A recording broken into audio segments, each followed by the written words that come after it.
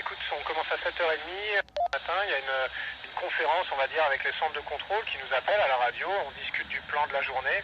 Ensuite, chacun part travailler, on travaille jusqu'à 19h30 le soir, et à 19h30 le soir, on a encore une conférence pour conclure sur la journée, poser les questions, répondre aux questions qui ont été posées. C'est comme ça tous les jours, sauf le samedi où on fait le ménage de toute la station et le dimanche où on se repose. Over.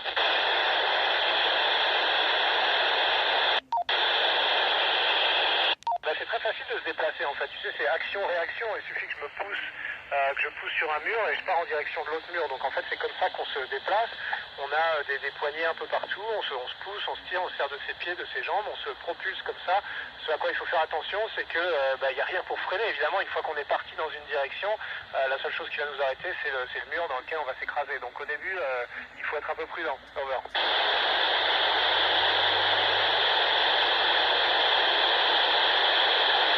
Bonjour Alexis, écoute, je sais pas, je me dis que il faut s'intéresser un peu à tout, il faut être un peu international, il faut parler des langues étrangères parce que maintenant ça se fait au niveau européen et même mondial.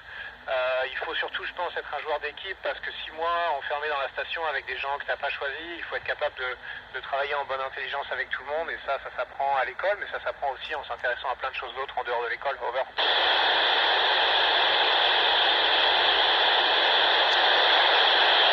Bonjour Clémence, alors le réchauffement lui-même, non, mais ses effets, certains, oui, on voit, alors nous on est sur une orbite un peu plus basse, mais on voit quand même de loin sur le côté les glaces qui commencent à fondre, on voit des effets de la pollution, tu sais aussi assez directement, avec de la pollution de l'air, il y a certaines villes que j'ai jamais pu observer, comme Pékin, parce que c'est trop pollué, la pollution de l'eau, donc on voit des choses comme ça, et c'est vrai que ça fait peur, on n'a qu'une planète, il faut s'en occuper. Over.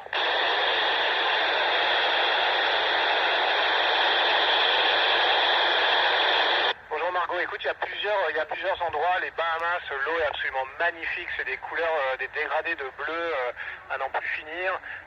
L'Afrique est aussi immense et très très variée. L'Australie le sol est rouge, noir, vert, presque fluo parfois, donc c'est vraiment impressionnant. Et aussi l'Europe la nuit, c'est très très beau parce que c'est un tapis de lumière de l'Europe de l'Ouest jusqu'à l'Europe de l'Est qui c'est pratiquement sans interruption. Over.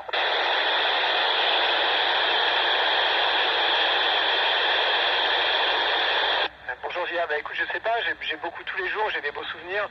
Je pense que la première sortie extravéhiculaire, c'était quelque chose d'assez fort. Quand on a ouvert le sas et qu'on a basculé dans le vide, comme ça, c'était vraiment impressionnant. Et puis aussi le lancement et le moment où on est arrivé, je pense que pour l'instant, ce sera mes plus beaux souvenirs. Over.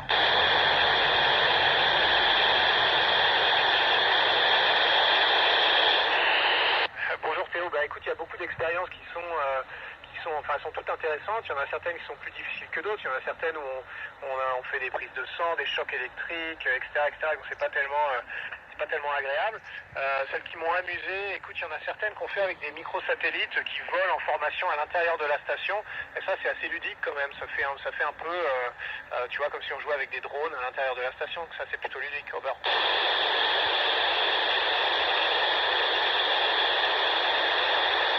Bonjour Jérôme, oui, écoute, je ferai de mon mieux.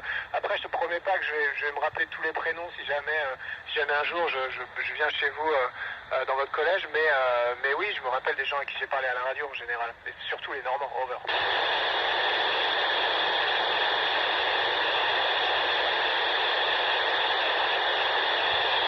Merci à tous, bonne journée à vous. Au revoir.